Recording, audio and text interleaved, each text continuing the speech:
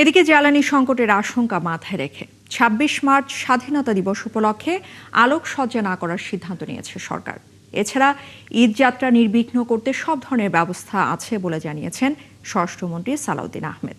আর ঈদের ছুটিতে ফাঁকা ঢাকায় নিরাপত্তা নিয়ে কোনো শঙ্কা নেই বলেও আশ্বস্ত করেছেন তিনি। আর ঝিনাইদহে পেট্রোল পাম্পে পিটিয়ে হত্যার ঘটনা প্রসঙ্গে মন্ত্রী জানিয়েছেন, মব এবং স্পট ক্রাইম কোনোভাবেই এক নয়। শারমিনেরা রিপোর্ট।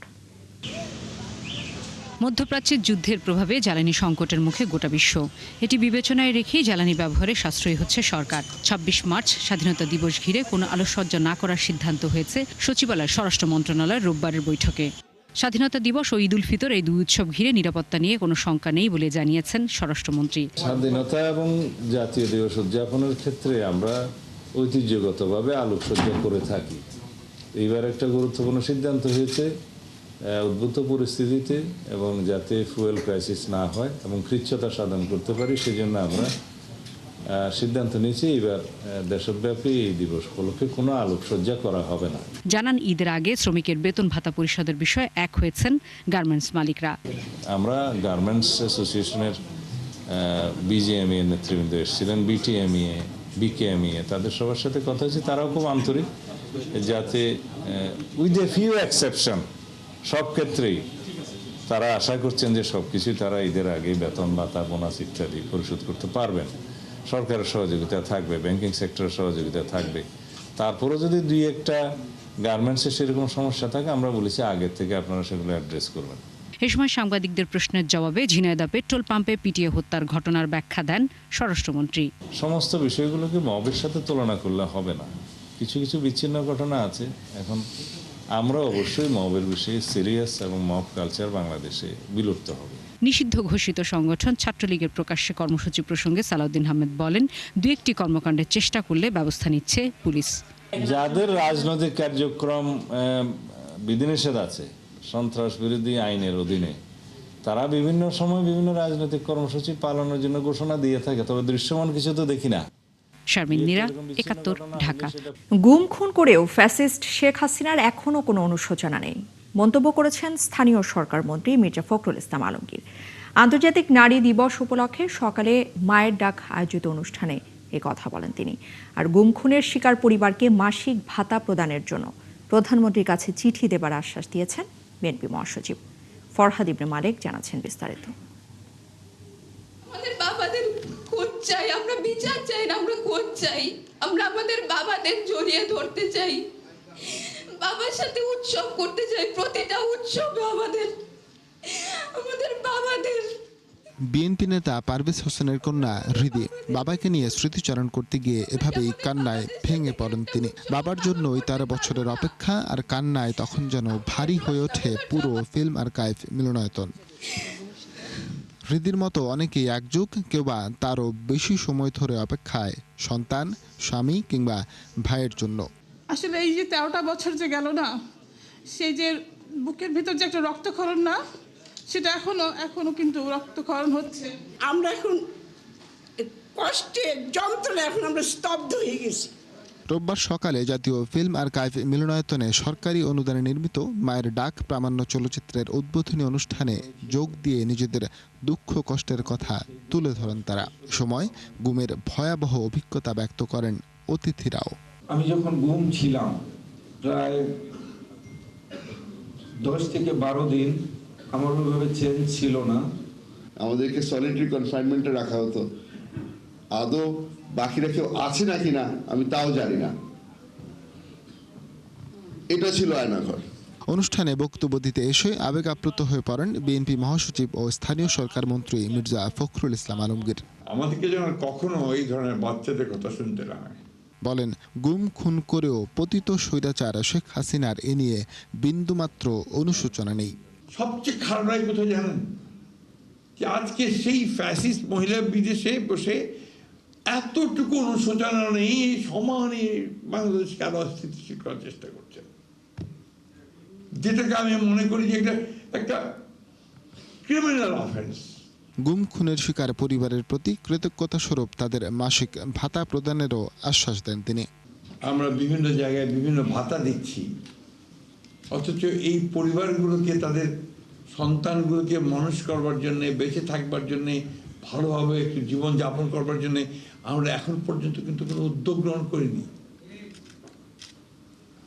আমি আজকে আপনাদের সামনে আমি বলছি যে আমি ফিরে গিয়েই আমি মাননীয় প্রধানমন্ত্রীর কাছে একটা চিঠি লিখব যে আমাদের এই পরিবারগুলোকে সরকারের তরফ থেকে ভাতা দেওয়াটা অত্যন্ত জরুরি, তাদের ভবিষ্যৎ, এটা তাদের প্রাপ্য।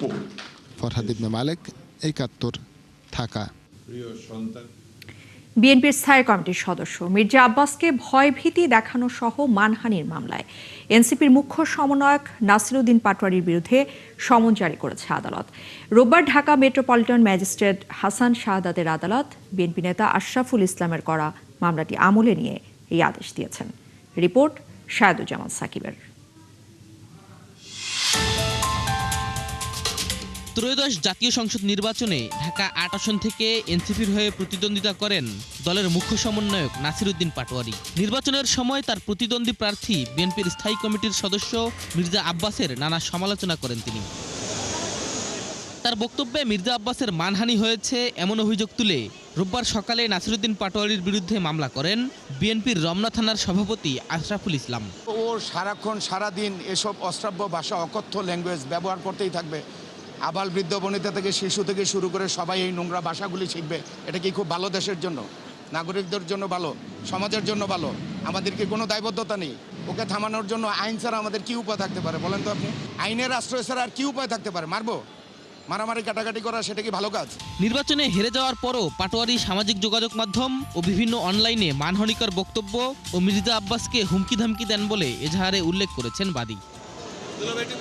পরে ঢাকা মেট্রোপলিটন ম্যাজিস্ট্রেট হাসান শাহাদাত মামলাটি আমলে নিয়ে নাসিরুদ্দিন পাটোয়ারির বিরুদ্ধে সমন জারি করেন।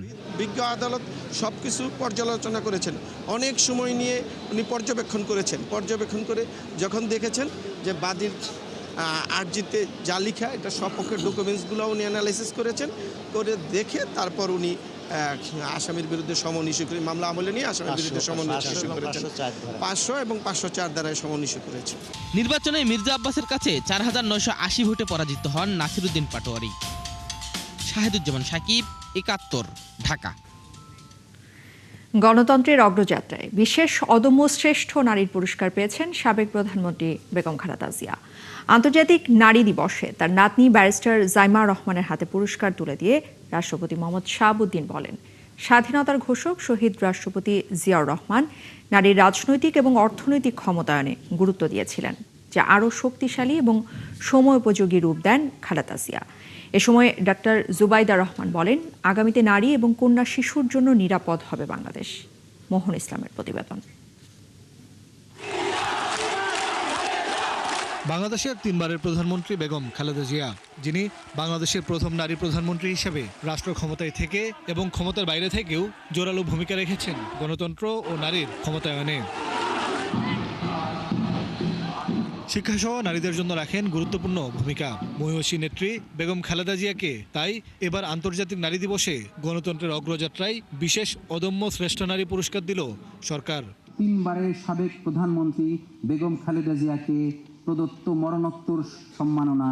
রোববার রাজধানীর ওসমানী স্মৃতি মিলনায়তনে আয়োজিত অনুষ্ঠানে তার নাতনি ব্যারিস্টার জাইমা রহমানের হাতে এবং ৮ বিভাগ থেকে শ্রেষ্ঠ আরও ৫ জনকে পুরস্কার তুলে দেন রাষ্ট্রপতি মোহাম্মদ শাহাবুদ্দিন।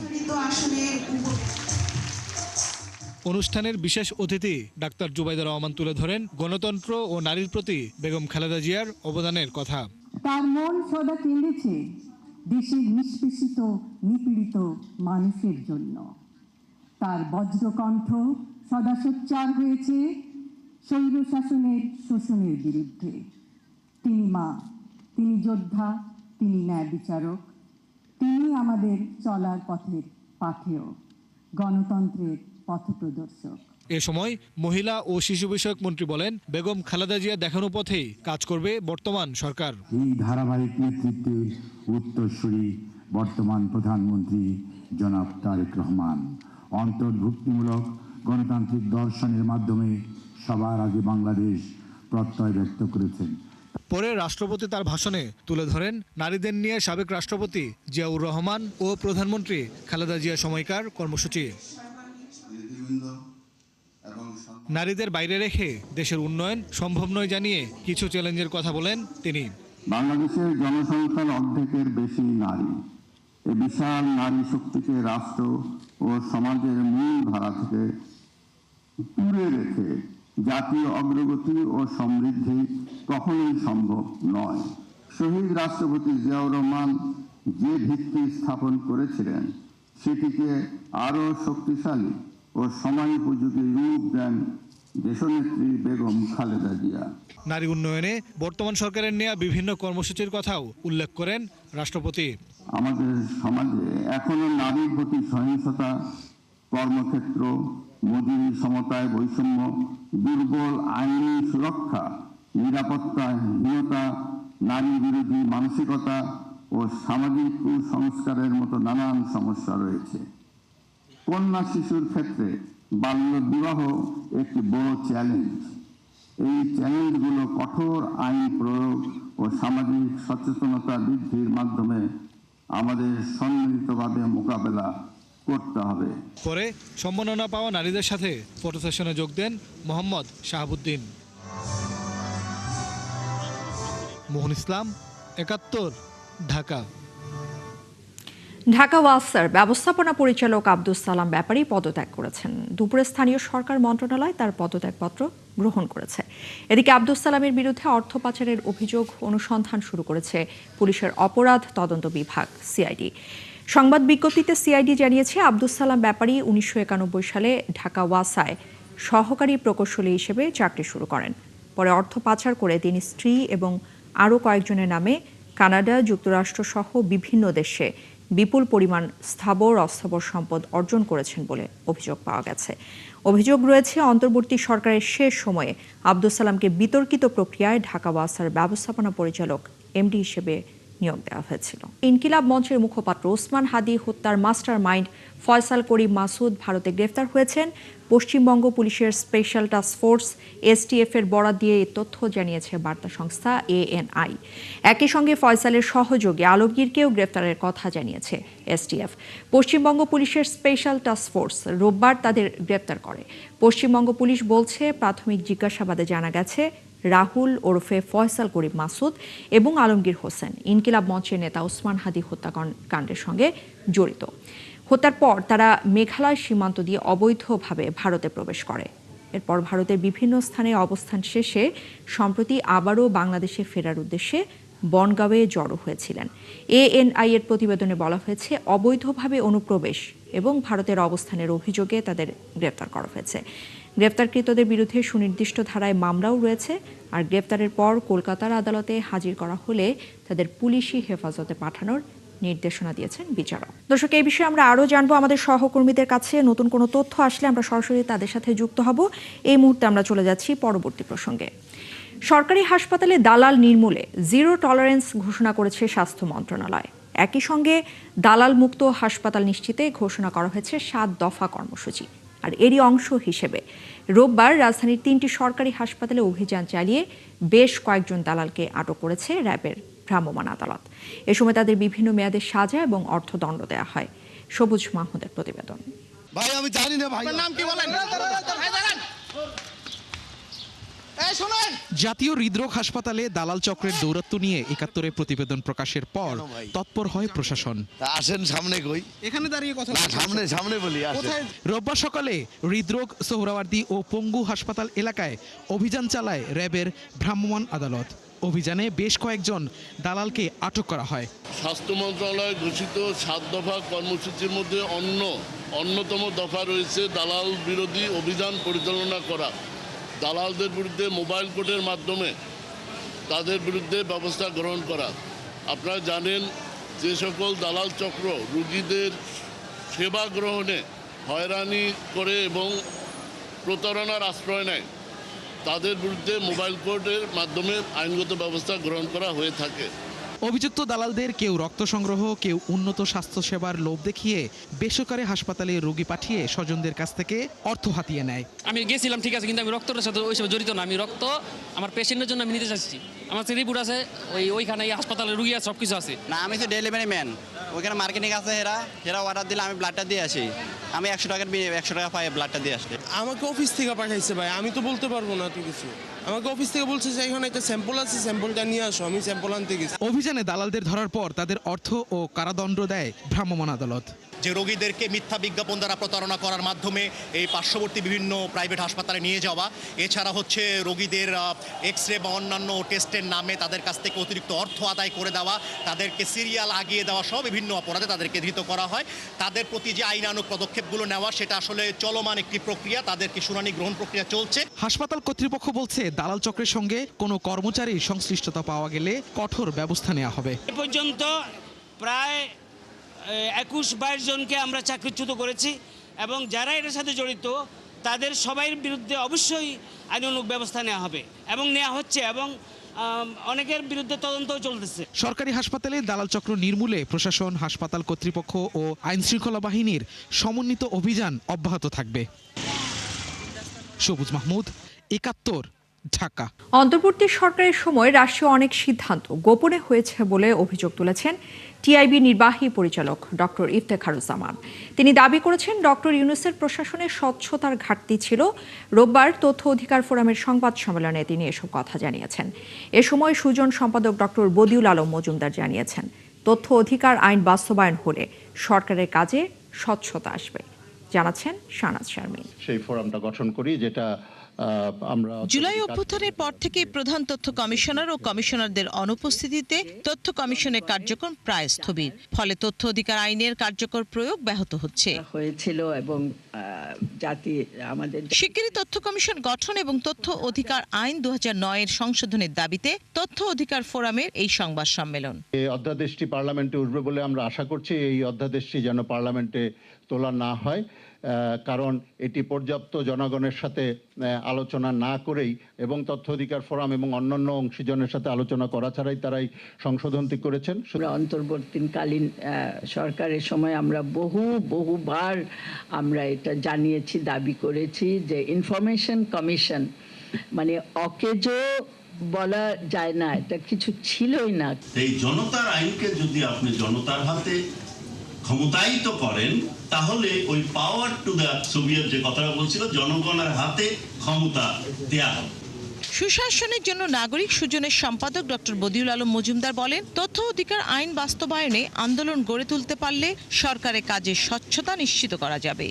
এটা যাতে একটা আন্দোলনে পরিণত হয় সেটা আমাদের নিশ্চিত করতে পারলে কিন্তু এই কর্তৃপক্ষের টনক পড়বে এবং তারা আমাদেরকে তথ্য দিতে বাধ্য থাকবে। আমার জোর সুপারিশ হলো রাজনৈতিক দলকে যেন এই যে কর্তৃপক্ষের অংশ করা হয়, অর্থাৎ রাজনৈতিক দলের যেন আমরা হিসাব নিকাশ, রাজনৈতিক দলের তথ্য যেন আমরা জানতে পারি। অন্তর্বর্তী সরকারের শাসন ব্যবস্থায় স্বচ্ছতার ঘাটতি ছিল অভিযোগ করে টিআইবি নির্বাহী পরিচালক বলেন, ওই সময় জাতীয় গুরুত্বপূর্ণ বিষয়ে সিদ্ধান্ত হয়েছে অন্ধকারে। হয়তো অন্তর্বর্তী সরকারের কোনো কিছু গোপন করার মতো ছিল, যে কারণে পুরো চর্চাটাই ছিল অন্ধকারের মধ্যে। গোপনীয়তার মাধ্যমে তারা সরকারি সিদ্ধান্ত প্রণীত হতে দেখেছি আমরা বিভিন্ন খাতে। রাষ্ট্রীয় গুরুত্বপূর্ণ, অত্যন্ত জাতীয় ভাবে গুরুত্বপূর্ণ খাতগুলোতে সিদ্ধান্ত হয়েছে কোনো প্রকার স্বচ্ছতার পরোয়া না করে। সেই সরকার আমাদের তথ্য কমিশনটাকে 1.5 বছর প্রতিষ্ঠিত হতে দেয়নি। বক্তারা শিগগিরই পূর্ণাঙ্গ তথ্য কমিশন গঠনের দাবি করেন। অভিজ্ঞ দলীয় প্রভাবমুক্তদের কমিশনে নিয়োগ দেওয়ার পরামর্শ দেন আলোচকরা। শাহনাজ শারমিন, ৭১, ঢাকা। ইনকিলাব মঞ্চের মুখপাত্র ওসমান হাদি হত্যার মাস্টার মাইন্ড ফয়সাল করিম মাসুদ ভারতে গ্রেফতার হয়েছেন। এই বিষয়ে আমরা আরও জানবো কলকাতা থেকে। এই মুহূর্তে আমাদের সাথে যুক্ত হচ্ছেন আমাদের সহকর্মী সত্যজিৎ চক্রবর্তী। সত্যজিৎ চক্রবর্তী, আপনার কাছে কিছু বিষয় জানতে চাচ্ছিলাম যে এর মধ্যে আমরা কিন্তু আমাদের দর্শকদের জানিয়েছি যে ওসমান হাদির মাস্টার মাইন্ড ভারতে গ্রেফতার হয়েছেন। গ্রেফতারের পর আসলে এই মুহূর্তে কি পরিস্থিতি, এবং সেই সাথে আরেকটি বিষয় জানতে চাচ্ছিলাম যে তিনি কোথা থেকে গ্রেফতার হয়েছেন এবং গ্রেফতারের পরবর্তীতে আসলে পুরো আইনি প্রক্রিয়াটা কি হতে পারে, তাকে বাংলাদেশে ফেরত পাঠানোর বিষয়ে এখন পর্যন্ত কোনো ধরনের কথা হয়েছে কিনা? দেখুন, এই যে দুজনকে কিন্তু গতকাল গভীর রাতে এসটিএফ পশ্চিমবঙ্গ সরকারের পুলিশের এসটিএফ, তারা 2 বাংলাদেশিকে গ্রেপ্তার করে। জিজ্ঞাসাবাদে এসটিএফ জেনেছে যে এই যে 2 ধৃত, তাদের একজনের নাম হচ্ছে ফয়সাল করিম মাসুদ এবং আলমগীর হোসেন, এবং যেটা বলা হচ্ছে যে এই যে 2 জন তারা কিন্তু বাংলাদেশে যে ওসমান হাদি তাকে খুন করা হয়, খুনের পরে তারা মেঘালয় দিয়ে আর কি ভারতবর্ষে ঢোকে, তারপর ভারত এবং বাংলাদেশের যে সীমান্তবর্তী শহর বনগাঁ, সেই বনগাঁয় তারা আশ্রয় নেয়। কারণ হিসেবে যেটা জানা যাচ্ছে, বনগাঁয় যদি আশ্রয় নেয় তাহলে ঢিলছোড়া দূরত্বে বাংলাদেশ, সেক্ষেত্রে সব রকম যোগাযোগ কিন্তু করতে পারবে, যেমন বাংলাদেশের সিম কার্ড বাংলাদেশের নাম্বারের সঙ্গে যোগাযোগ করতে পারবে। সেক্ষেত্রে বাংলাদেশের সিম কার্ড ব্যবহার করা সীমান্তবর্তী এলাকায় সেটা কিন্তু এক ধরনের সুবিধা আছে। পাশাপাশি এই এলাকায় এখান থেকে নানা রকম ভাবে আর্থিক এবং অন্যান্য সব ধরনের লেনদেন সুযোগ সুবিধা তারা পেতে পারবে, এরকম একটা ভাবনা থেকে তারা ঠিক করে এই যে আলমগীর এবং ফয়সাল করিম মাসুদ তারা ঠিক করে যে তারা বনগাঁয় পেট্রাপোল সীমান্ত দিকে এরকম একটা জায়গায় কিন্তু তারা আশ্রয় নেবে, এবং সেই মতো তারা আশ্রয় নিয়েছিল। এবং গোপন সূত্রে খবর পায় এসটিএফ, এবং এসটিএফ এর একটা বিশাল পুলিশ, এসটিএফ এর একটা বিশাল বাহিনী, তারা গত কয়েকদিন ধরেই কিন্তু নজরদারি করছিল তাদের গতিবিধির উপর। তারপর গতকাল গভীর রাতে যখন নিশ্চিত হয় যে না তারা বাংলাদেশি, এবং তাদের গতিবিধি নিয়েও কিন্তু বেশ খানিকটা সন্দেহজনক ছিল, তাদের যে কথোপকথন, যাদের সাথে কথা বলছিল, সেই সমস্ত সংক্রান্ত বিষয় নিশ্চিত হওয়ার পর গতকাল গভীর রাতে এসটিএফ এর একটি বাহিনী তারা কিন্তু এই আলমগীর হোসেন এবং ফয়সাল মাসুদকে গ্রেপ্তার করে। এই মুহূর্তে আজকে যেহেতু ছুটির দিন রোববার এবং গ্রেপ্তার দেখানো হয়েছে আজ, আগামীকাল কিন্তু তাদের আদালতে তুলে আর কি তোলা হবে। তারপর আদালতে এখানে অবৈধ অনুপ্রবেশ সহ অন্যান্য যে সমস্ত ধারা আর কি লাগু আছে সেই সমস্ত বিষয়গুলো কিন্তু তাদের উপর প্রয়োগ করা হবে, যে তারা অবৈধভাবে অনুপ্রবেশ করেছে, এখানে কোন রকম কোন দুষ্কৃতি কর্মের সাথে জড়িত কিনা, সমস্ত ধারা তাদের বিরুদ্ধে প্রয়োগ করা হবে ভারতীয় ন্যায় সংহিতা আর কি ধারা অনুযায়ী। এরপর বাংলাদেশ সরকারকে জানানো হবে, বাংলাদেশ সরকারকে বিষয়টা যে এরকম তাদের বাংলাদেশের 2 নাগরিক গ্রেপ্তার হয়েছে, বিষয়টি হাদি হত্যার সাথে যে সন্দেহভাজন 2 জন, বাংলাদেশ সরকার সেটি নিশ্চিত করবে। তারপর বাংলাদেশ সরকার চাইবে নির্দিষ্ট প্রোটোকল মেনে তারপর কিন্তু ফেরতের বিষয় হবে। তো এই যে 2 জনকে গ্রেপ্তার হয়েছে, প্রাথমিকভাবে যেটা স্টেপ সূত্র থেকে আমরা জানতে পারছি যে ওসমান হাদির যে মৃত্যু আর কি খুন করা হয়েছিল, সেই খুনের সাথে এই আলমগীর এবং ফয়সাল করিম তারা জড়িত। বিষয়টা এখন এখানেই যে তারা যে মেঘালয় হয়ে ভারতে ঢোকে, তারপর সত্যজিৎ চক্রবর্তী, আপনাকে অসংখ্য ধন্যবাদ আমাদের সাথে যুক্ত হওয়ার জন্য। দর্শক, ওসমান হাদির হত্যাকারীদের গ্রেপ্তারের বিষয়ে আমাদেরকে জানাতে কলকাতা থেকে আমাদের সাথে যুক্ত হয়েছিলেন আমাদের সহকর্মী সত্যজিৎ চক্রবর্তী। মন্ত্রী হিসেবে শপথ নেওয়ার পর প্রথমবারের মতো নিজ জেলা কক্সবাজার সফরে গেছেন স্বরাষ্ট্রমন্ত্রী সালাউদ্দিন আহমেদ। বিকেলে 2 দিনের সফরে তিনি কক্সবাজারে পৌঁছেছেন। বিমানবন্দরে পৌঁছলে তাকে স্বাগত জানান কক্সবাজার 2 আসনের সংসদ সদস্য লুৎফর রহমান কাজল, কক্সবাজার 4 আসনের সংসদ সদস্য শাহজাহান চৌধুরী সহ জেলা প্রশাসক, পুলিশ সুপার এবং বিভিন্ন সরকারি কর্মকর্তারা। পরে সরকারি সার্কিট হাউস প্রাঙ্গণে স্বরাষ্ট্রমন্ত্রীকে গার্ড অব অনার প্রদান করা হয়। সেখান থেকে তিনি তার নির্বাচনী এলাকা কক্সবাজার 1-এর চকরিয়া পেকুয়ার উদ্দেশ্যে রওনা দেন এবং পেকুয়ায় নিজ বাসভবনে অবস্থান করেন। আগামীকাল কক্সবাজার জেলা আইন শৃঙ্খলা সংক্রান্ত সভায় যোগ দেওয়ার কথা রয়েছে স্বরাষ্ট্রমন্ত্রীর। ছুটির দিন পেরিয়ে 11তম দিনেও পাঠক পেল না অমর একুশে বইমেলা। কর্মদিবসে মেলায় নতুন বই এসেছে 75টি, আর সব মিলিয়ে 11 দিনে মেলায় নতুন বইয়ের সংখ্যা 833টি। বিকেল গড়িয়ে হাতে গোনা যে কয়জন মেলায় এসেছেন তাদের বেশিরভাগই স্টল ঘুরে ঘুরে পছন্দের বই কিনেছেন। কারো পছন্দের উপন্যাস, কারো থ্রিলার, কেউ বা খুঁজেছেন মুক্তিযুদ্ধের বই। নানান স্বাদের বিচিত্র বই থাকলেও পাঠক শূন্যতায় হতাশ বিক্রেতারা। 15 মার্চ পর্দা নামবে 21শে বইমেলার। দর্শক, চলছে সংবাদ সংযোগ। সরাসরি সংবাদ অনুষ্ঠান দেখতে চোখ রাখুন 71-এর ফেসবুক পেজ এবং সাবস্ক্রাইব করুন 71 ইউটিউব চ্যানেলে। থাকুন 71-এর সাথে।